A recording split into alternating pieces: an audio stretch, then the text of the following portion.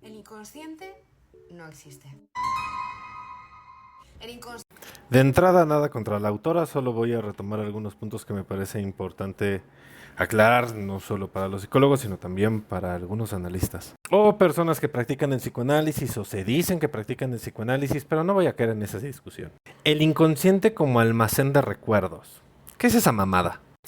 Esto nos explica por qué uno no tiene que hacer búsquedas rápidas en Wikipedia. Ahora, también es algo que le enseñan mucho a los psicólogos conductistas. Y es algo que Lacan criticaba. O sea, Lacan también tiene una crítica a esta idea del inconsciente como almacén de recuerdos. Para eso ya hay un concepto diferente que se llama memoria. O sea, lo que conocemos como procesos de aprendizaje o procesos de cognición, que la autora menciona hacia el final de su video, es exactamente lo mismo. ¿Qué es lo que va a proponer Freud? Que simple, pura y llanamente, por observación, no toda la memoria está presente todo el tiempo. O sea que constantemente cuando los sujetos se están encontrando con el mundo, perciben elementos que leen a partir de sus registros de memoria. Y a partir de eso que leen se van a comportar de una u otra manera. Y claro está que todo ese proceso no pasa necesariamente por tu cognición, por tu conciencia. No te das cuenta de que estás pensando eso. Sin embargo, lo actúas. Por eso Freud dice que actuar es una forma de recordar. De ahí que justamente la cuestión de la asociación libre apunte a, bueno, ¿qué se le ocurre con eso? ¿A qué le remonta esta situación? ¿Qué le recuerda? Por eso es que para Lacan el inconsciente no está en ningún lugar. Aparece superficialmente en el discurso y esta es una crítica que le lleva bastantes años con respecto de lo que se enseñaba en la IPA, de cierto grupo de postfreudianos. Por lo tanto, el inconsciente siempre va a aparecer en presente. Retomando otro de los puntos que me interesaría trabajar.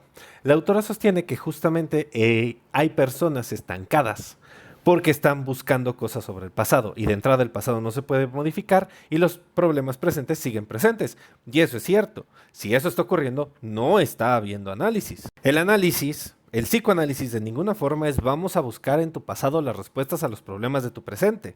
Eso es estúpido, ya que los problemas del presente tienen que ver con cosas que están en este momento. La pregunta más bien es, ¿qué es lo que está dificultando que algo ocurra en este momento, que algo se repita? ¿Por qué se está repitiendo? ¿Dónde encontramos eso? En la historia del sujeto, en el discurso que la persona tiene sobre lo que le ocurre, ya que la historia de las personas lleva a articular una lógica estructurada de qué es lo que hay que hacer ante determinadas cosas, qué es lo que no hay que hacer, qué es lo que la persona es para otros, cuáles son los procesos de pérdida que están implicados ahí, qué es lo que busca conseguir, qué es lo que no, cuál es la imagen de él a realizar determinada actividad, entre todas esas y un montón de otras cosas. Que dicho en términos conductistas, como es conducta privada, entonces la única manera que tenemos de acceder a ella es preguntarle a la persona por qué cree que hace lo que hace. ¿Para qué cree que hace lo que hace? Cuando Lacan dice en el seminario 1, los escritos técnicos que estamos trabajando en Centro Fractal los días sábados, que un acto fallido es un acto que triunfa, es justamente porque esta lógica histórico-discursiva siempre termina consiguiendo aquello que está buscando, aquello que en algún momento se constituyó para resolver una determinada situación que no es presente, sino que es el ejercicio de lectura de lo que está ocurriendo.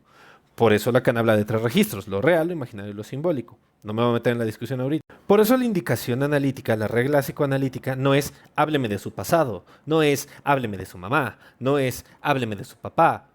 La indicación analítica es hable de lo que sea que se le ocurra sin censurar nada. Porque hay cosas que nos guardamos de decir en el momento en el cual entramos en contacto con otras personas. Groserías, fantasías, comentarios, posiciones, quejas, críticas, cosas que dan vergüenza, que dan culpa, porque ¿cómo es que nos va a ver el otro? El analista va a preguntar ciertos elementos de la historia porque se trata de entender cuál es la estructura de la historia, cuál es la estructura lógica del síntoma. Una vez entendida, entonces se ubica cuál es la mejor estrategia o posibles estrategias para intervenir y entonces interviene. La segunda cuestión tiene que ver con que entonces la regla analítica favorecería la rumia, el sobrepensar, pero los pacientes ya sobrepiensan. Cuando una persona llega a hablar de una historia y está repitiendo esa historia, lo que uno tiene que alcanzar a escuchar es cómo esa historia está articulada, qué es lo que está puesto en juego en esa historia y empezar a abrir terreno para ver qué es lo que está detrás de esa repetición. Y claro que hay un montón de intervenciones psicoanalíticas que apuntan a cortar la rumiación o el sobrepensar. Y aquí no va a faltar quien pregunte cuáles, y yo les voy a decir, depende del caso. ¿Por qué? Porque cada caso es una estructura diferente. Un ejemplo es la escansión, puede ser una clarificación, puede ser una pregunta, no lo sé. Y aquí es donde viene el tercer punto, la cuestión de las leyes y los principios del aprendizaje. Se suele decir que el psicoanálisis habla de mecanismos de defensa, pero eso es una simplificación bastante errónea. El psicoanálisis habla de mecanismos de pensamiento, la identificación, la proyección, la introyección, el desplazamiento, la condensación. Todos esos son mecanismos que ocurren todo el tiempo, que están apareciendo en el lenguaje, que en algún momento, en una determinada historia, en determinadas condiciones, pueden aparecer como defensa ante algo. ¿Defensa ante qué? Es lo que tenemos que averiguar. Ahora, si dejáramos el video aquí, estaríamos repitiendo lo que un montón de gente ya ha dicho en un montón de videos y eso no tiene sentido. Hay que aceptar que a veces los psicoanálisis se estancan, que los procesos se estancan, no solo en psicoanálisis, en sistémicas, en conductistas, etc. Se traba. Ahí es donde aparece el ejercicio de la supervisión, donde aparece el hecho de ponerse a pensar el caso.